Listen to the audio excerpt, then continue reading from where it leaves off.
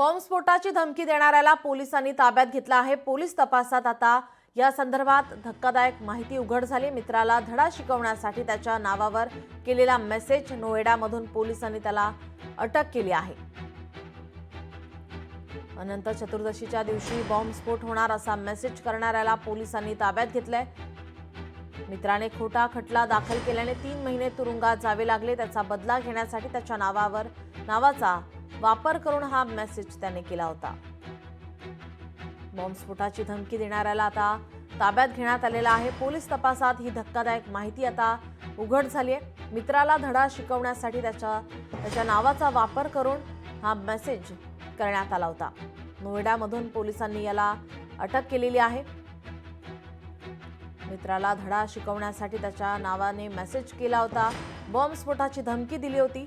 पोलिसांनी आता या आरोपीला नोएडामधून आता अटक केली आहे।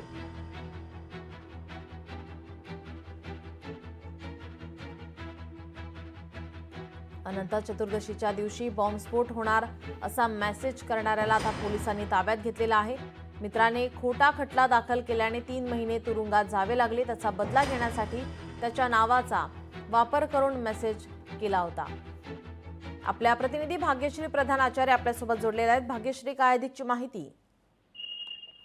नक्कीच आपण जर बघितलं तर 2 दिवसापूर्वी मुंबई पोलिसांना एक फोन आलेला होता आणि मेसेज देखील आलेला होता। या मेसेजमध्ये त्यांनी बॉम्बस्फोटची मालिका घडवून आणू आणि संपूर्ण अनंत चतुर्दशीच्या मिरवणुकीमध्ये हा बॉम्बस्फोट घडवू अशा पद्धतीचा मेसेज होता।